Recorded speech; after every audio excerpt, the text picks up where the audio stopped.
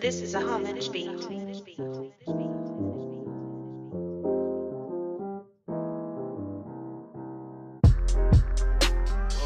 is on it. Like, what the heck? Bro, that's real because, I mean, as we sports guys, we like sports. I mean, Cheerleaders. yeah, ESPN is filled with, like, we watching ESPN commercials back to back to back. Stuff that's, not saying that women are not into sports, but they put women up there, like, and put them in a way that's, I don't know, man. It's just, it's really, I don't know, man. I don't want to say nothing crazy because it's like, I just don't want to put it in that way, but it's used. I don't think it's a double standard. It's man. true. It's true. Where women get exploited, and then what happens is we just see, especially for women. Like I said, we wanted to be real sensitive because we're two men speaking about women issues. Definitely. It's like we see this is what a woman is supposed to look like. This is the shape she's supposed to have. So if you're a woman and you don't fit that paradigm, it's like I'm no longer beautiful. And that's a good point, man, because it's a very good point because just as married men, we just have to be very, very careful of that because if you catch yourself doing that and your wife sees these women too, and you don't want your wife like comparing herself to these people, like it's just something that you have to be very careful. And I would have to be that way myself, man. Like definitely. When you were writing that, is that what you thinking in that way?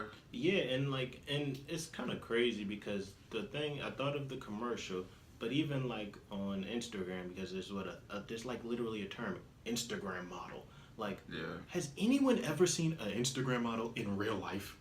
Like, they're unicorns. I ain't never seen a woman like that in real life. It's a fantasy, bro. I ain't never seen nobody who look like that. Like, there's no woman in real life who looks like that. I hope I don't see it. Like just being real, bro. Like, I don't even want to. But it's like, who looks like that? And it's like, because that's like the ideal of beauty and what men are attracted to, by and large, your everyday woman does not look like that. And so they feel the pressure. And as a man, it happens so subtly. It's like, I'm looking for a woman who looks like this Instagram model, and they don't. Yeah. And it's like, we strictly view beauty as physical. And I say, now, one can't deny physical beauty is subjective, but physical beauty and that physical beauty is not desirable. Those are real things. Yeah. But I say physical beauty does not determine worth. The Bible speaks of beauty in a very unique way and defines beauty as a type of beauty that does give worth. But I did want to say this real quick. I wanted to ask you, and I'll just say, just generally speaking, I say, when men interact with women, what are they generally paying attention to? Like when men, I won't say you, generally when men interact with women, what are they paying attention to? I mean, not to paint all men with one broad stroke, but generally we determine women and we categorize them by how they may look. Is that right? No. Yeah. But we just gotta speak the truth. Like, we generally look at them and be like, okay, she looks this way, she looks that way. She could be this, she could be that. Yep. I wouldn't mind, like, she looks this. Oh, she looks like an athlete. She looks like this. And we categorize them, and we determine how we may interact with them by how they look. So I mean, it's not saying it's right. We're wrong. Yeah. If we do that, but it's definitely men do tend to. Not saying that all men do that, but it happens. So you weigh nice. I'll say all men, including myself. It's like when you see a woman, my first thought isn't thinking of her intellect, her character, or her talent. It's like, what does their physical features look like? You know, and that's the first thing that we think of, that we devalue women, or we value women on how they look, not like who they are. And this is the point that I'm getting to. And so when I talk about when the Bible describes beauty in just such a unique way that's so foreign to us naturally, the Psalmist in Psalms 27:4, I believe it's King David, he says, I want to gaze upon the beauty of the Lord. When you read that verse, like, what do you think? Because it would seem like an odd request because God is invisible.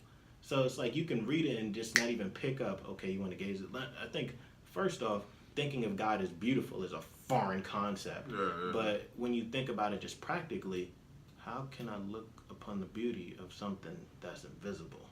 I mean, I like the it was interesting how you made that point. Mm-hmm. How I can see how you were turning it from beauty being something outward to something inward. Mm-hmm. I can see where you were making that turn there because I really like how you brought and you put in these attributes of God and you put in these scriptures. Mm-hmm. And as you went through that, I mean, that made me more intrigued by like, okay, where is he going? How is he making this turn? Mm-hmm. So I mean, could you even speak more on that? Like how you went to at this point, I like how you really like you structured it and how you got to that point where you started to turn. Like, is this where you made that turn right there? Yeah, and so like I said, we going from looking at prostitution as just something objective, where it's like exploiting a woman's beauty, exploiting sex, and then flipping it and saying, hey, this is true beauty. Like I said, I'm not gonna sit up here and act like there aren't beautiful people. There are, but that doesn't determine worth. It doesn't determine value. It's subjective. True beauty is not what a person looks like. It is who a person is, because God is incorporeal, which means he's invisible. You can't see him. So how can someone say, I want to gaze upon the beauty if someone is invisible? Like, are you on drugs? Like, what are you talking about? But I say, no, God is the most desirable and most beautiful person.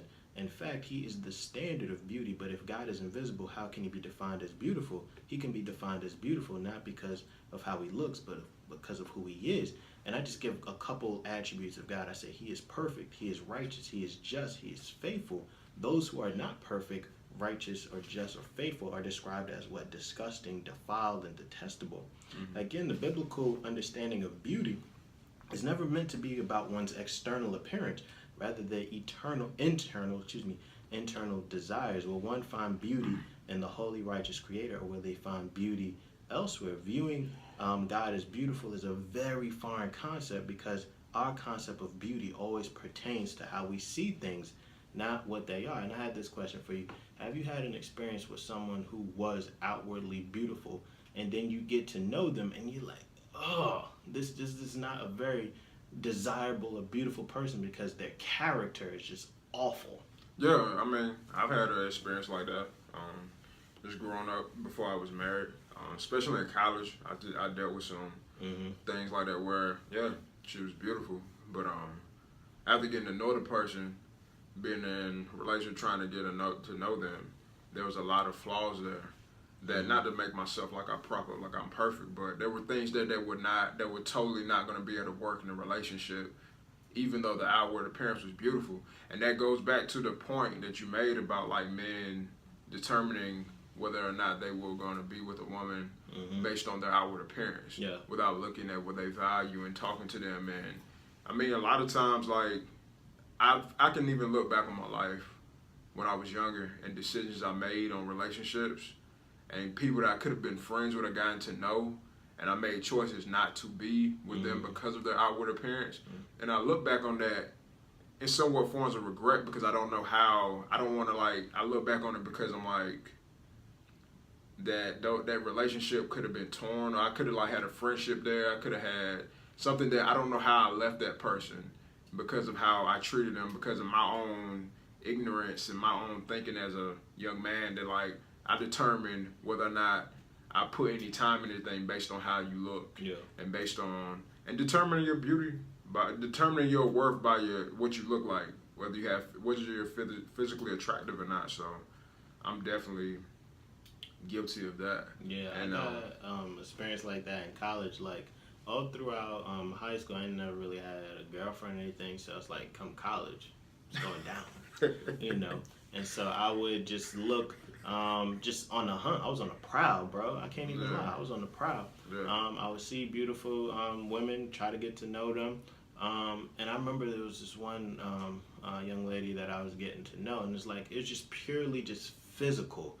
And it's like, I didn't care about anything else. But then when I got to know her and I hear her life story, and it's like, we just thinking just how that person look, and not thinking, man, this person has life experiences that I have no clue about. And a lot of the people who I would talk to came from a lot of broken places where there was abuse and all these things, and it's like, man, I'm just trying to jump into the first thing I see, and it's like, this is an actual person who has like, a life before me. And it's like, if I'm really trying to get to know them, not just on a physical level, I've got to be willing to accept all that with it. And it's like, I just had such a shallow view of looking at women where it's like, all I care about is how you look, not, man, what are your likes, what are your dislikes, what are your, like I said, just especially being a father now, just seeing how much abuse that a lot of women come from.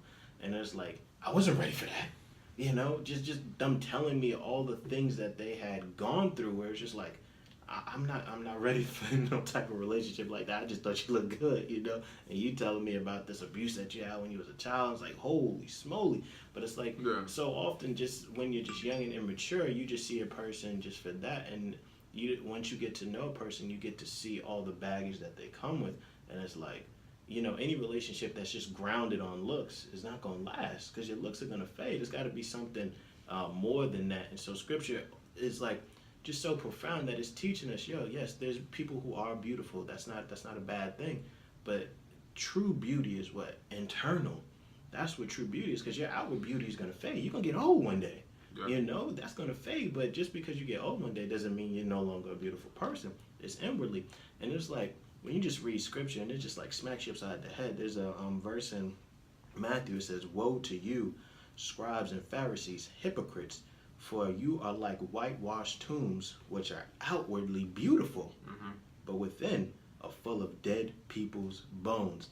Here one clearly sees that true beauty is not what external, but internal. Is a man's desire to be holy and righteous and just and faithful. The desire to be like their creator is what determines a person's beauty. But I said, most deny a creator. Therefore, they find beauty in that which is seen. And I say, please don't misunderstand me. I say, creation is indeed beautiful. But this beauty was always intended to point back to the creator. Yet most fail to do this. As a result, beauty is perverted. Beauty is generally understood as what a person looks like, not who a person is. Therefore, beauty, namely the beauty of a woman, is exploited. And I go on to say this, bringing it back to prostitution. I say prostitution doesn't only happen on street corners.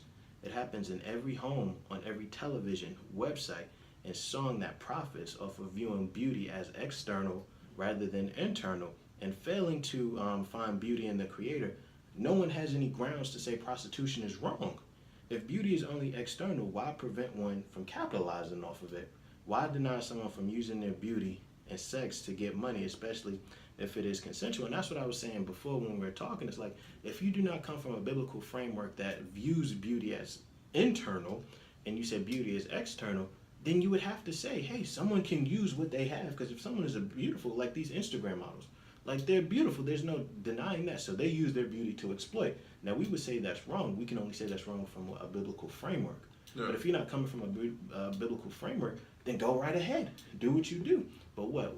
At the same time, we devalue in this person. And I said this because, like I said, I told you before, like, there's like certain quotes that I'm really like, yo, this one is hard.